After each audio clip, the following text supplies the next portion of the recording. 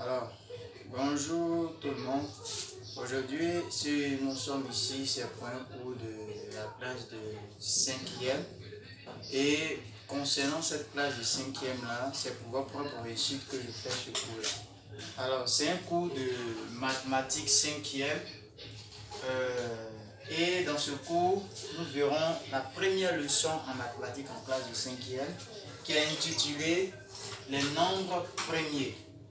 Alors, dans ce cours, nous allons voir qu'est-ce qu'on appelle nombre premier et nous allons essayer de comprendre les nombres premiers. Mais de prime abord, nous verrons d'abord ce qu'on appelle puissance entière d'un nombre entier naturel. Vous avez étudié les nombres entiers naturels en classe de 6e. Vous avez même étudié les nombres entiers naturels en classe de CM2, CM1 et dans les classes intérieures. Ici, nous allons vous donner ce qu'on appelle les nombres entiers naturels en étudiant les différentes puissances de ces nombres-là. Ensuite, nous verrons la division dans les nombres entiers naturels. C'est-à-dire quoi? Comment on divise? Vous avez vu la division en classe de CM2, CM1, CE1, CE2. Ici, nous allons vous apprendre réellement comment il faut faire pour effectuer une division. Voilà. Et nous allons ici faire ce qu'on va appeler l'encadrement d'un nombre entier naturel. Alors, pour encadrer un nombre, qu'est-ce qu'on appelle encadrement? Nous verrons tout dans cette leçon. Ciao. Alors, comme je l'ai dit, ce sont les nombres entiers naturels que nous allons voir. Et dans le sommet que j'ai donné, j'ai parlé de puissance entière d'un nombre entier naturel. Mais avant de commencer, certains élèves vont se demander qu'est-ce qu'on appelle un nombre entier naturel. Alors, pour compter les objets, pour compter toutes sortes d'objets, on dit par exemple, je prends un exemple terre à terre pour vous faire bien comprendre la chose.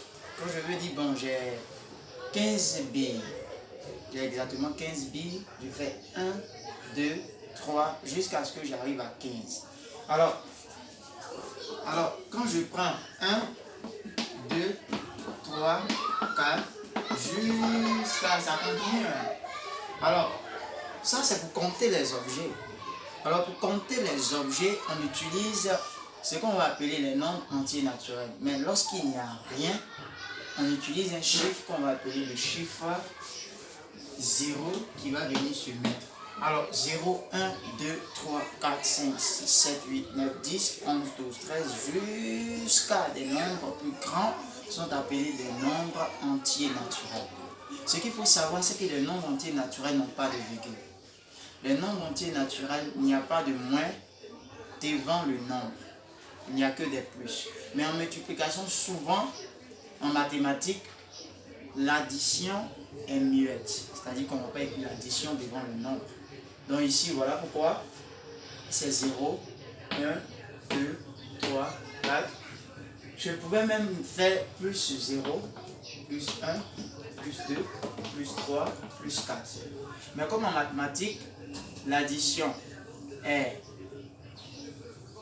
en quelque sorte muette, donc les plus là sont complètement muets en mathématiques. Alors, nous allons rentrer maintenant dans le vif du sujet. Alors, comme j'ai dit, tout ça là, on appelle ça des nombres entiers naturels. Alors, naturel, ça commence par la lettre grand N. Alors, étant donné que ça commence par la lettre grand N, donc ici, ce qu'on va faire, on va mettre un grand N, n'est-ce pas? Et ici, n'oubliez pas de mettre le trait que je précise ici. Si vous oubliez de mettre le trait qui est là, ça fait automatiquement tout 0. Est-ce que c'est clair? D'accord. Alors, on va commencer, on va entrer. Alors, qu'est-ce qu'on appelle puissance? Alors, on va faire ce qu'on va appeler la généralité. Alors, je vais dire ici, en mathématiques, pour commencer, quand je dis par exemple, soit, je suppose, ça veut dire que c'est ce que moi j'ai décidé de prendre comme lettre. Donc, c'est ça que je vais mettre ici. Donc, en réalité, j'ai supposé.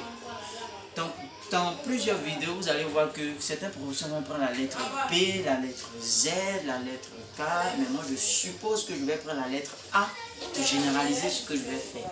Alors suivez s'il vous plaît, en suivant vous allez mieux comprendre. Alors je prends ici A.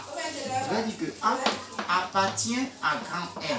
Quand je dis que A appartient à grand N, ça veut dire dans ce cas que A est un élément de N. Or, on a dit que au début de la vidéo, nous avons dit que grand N est un nombre entier naturel. Donc, quand je dis que A appartient à grand N, ça veut dire que A, c'est un chiffre qui est dans cet ensemble que j'ai précisé tout à l'heure en extension. D'accord, je continue. Alors, si A appartient à grand N, et je vais prendre petit n appartient à grand N, privé de 0 plus. Ça veut dire quoi? Ce grand N privé de 0 plus, ça veut dire que c'est ça. Il appelle. Alors, je dis que N ici est un élément de ça. Ça signifie que quoi? Ça veut dire dans ce cas que le N là est plus grand que 1. Le grand ou égal à 1. Ça veut dire que ici, je peux prendre tous les éléments que je veux dans l'ensemble des nombres entiers naturels que j'ai dit ici, sauf 0. Si je veux, je prends 1 jusqu'à des nombres plus grands, mais je n'ai pas le droit de prendre 0. C'est ce que ce qui est ici signifie. Alors nous allons commencer. Alors si je fais A à la puissance n, ça se lit A à la puissance n. Ça veut dire que A à la puissance n, ou aussi ça se lit A exposant n. Donc on écrit ça comme ça, A à la puissance n, et ce que j'ai écrit ici c'est dit tout simplement A à la puissance n, ou tout simplement A exposant n. Alors quand je fais A à la puissance n, ça veut dire que je fais A fois A fois A fois fois A. Ça veut dire que je multiplie les A n fois. Ça veut dire que je vais prendre A là, je vais le multiplier par lui-même jusqu'à n fois. C'est-à-dire que je multiplie A jusqu'à le nombre que j'ai mis en haut ici. Petit exemple.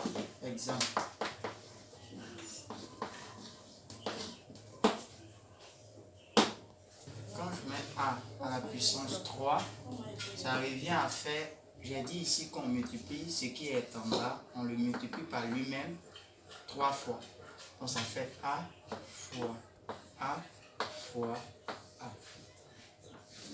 Tout simplement. Quand je mets A à la puissance 7, ça fait A fois A fois A. Ça fait 1, 2, 3 fois. Ici, ils ont mis le chiffre 7. Donc il faut que je multiplie encore fois A fois A. 1, 2, 3, 4, 5, 6 et 7. Donc quand je mets 2 à la puissance 3, ça revient à faire 2 fois 2 fois 2. Ce qui va me donner 2 fois 2, 4, 4 fois 2, 8. Donc c'est pourquoi on dit 2 à la puissance 3 dans le chiffre 8. Je continue avec l'exemple. Quand je fais ici 4 à la puissance 3, ça revient à faire 4 fois 4 fois 4. Comme je l'ai dit, je multiplie le nombre qui est là par lui-même jusqu'à 3 fois. Donc ça fait 4, ça fait 1 fois, 2 fois, 3 fois. Donc ça fait 4 fois 4 fois 4. Comme ça fait 3 fois, voici ça qui est là. Mais comme je dois continuer, 4 fois 4, ça me donne 16. Et ensuite, j'affiche simplement le résultat que ça va donner. Alors vous allez faire ça, tout simplement, comme exercice. Je donne ici 5 à la puissance 3 et 3 à la puissance 3. Voilà.